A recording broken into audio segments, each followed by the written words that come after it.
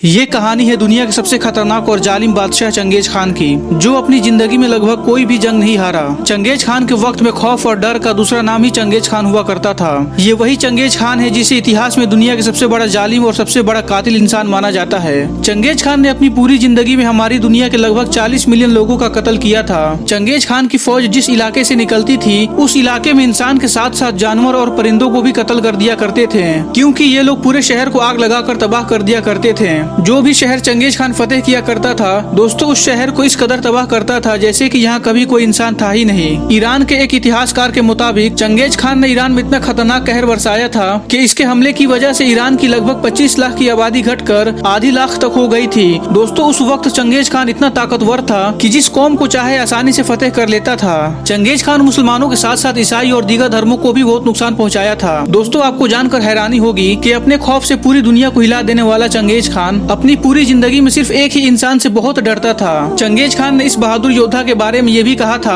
कि अगर ये योद्धा मेरा बेटा होता तो मैं इसकी मदद से पूरी दुनिया को ही फतेह कर लेता। दोस्तों, चंगेज खान इस योद्धा से इतना डरता था कि बहुत सारे जंगों में इस बहादुर योद्धा को खत्म करने की बहुत कोशिश की, लेकिन हर बार ही चंगेज खान नाकामयाब रहता था। ये योद्धा कोई और नहीं बल्कि ख्वारिज्मी सल्तनत का आखिरी सुल्तान यानी जलालुद्दीन ख्वारिज्म शाह थे। दोस्तों, जलालुद्दीन ख्वारिज्म शाह को 800 सालों से तुर्की, उज्बेकिस्तान जैसे बहुत सारे मिडिल ईस्ट के देशों में हीरो माना जाता था। जगह जगह पर इनकी स्टैचू भी मौजूद हैं। ख्वारिज्मी सल्तनत मिडिल ईस्ट के इलाके में फैली हुई एक ऐसी बड़ी सल्तनत थी कि जो 1077 से लेकर 1231 तक कायम रही थी। दोस्तों, इस सल्तनत में आज के दौर में ईरान, अफगानिस्तान, अजरबैजान, उज्बेकिस्तान और तुर्कमेनिस्तान जैसे बहुत सारे मुल्क शामिल हुआ करते थे, लेकिन चंगेज खान ने इस बड़े सल्तनत पर भी हमला करके इस पूरी सल्तनत को बर्बाद कर दिया। जब जलालुद्दीन ख्वारिज्म शाह ने देखा कि चंगेज खान ने मेरी पूरी फौज को मार दिया और सब कुछ बर्बाद कर दिया, तो जलालुद्दीन ख्वारिज्म शाह वहाँ से अपनी जान बचाकर भागना ही बेहतर समझा। दोस्तों, चंगेज खान ने पहले ही जलालुद्दीन के बारे में बहुत कुछ सुन रखा था और जलालुद्दीन ख्वारिज्म शाह के बहादुरी से अच्छी तरह वाकिफ था। वही वजह थी कि चंगेज खान जानता था कि जलालुद्दीन ख्वारिज्म शाह को छोड़ना बहुत बड़ा खतरा साबित हो सकता है। यकीनन दोस्तों, वही हुआ था जो चंगेज खान को लगा करता था।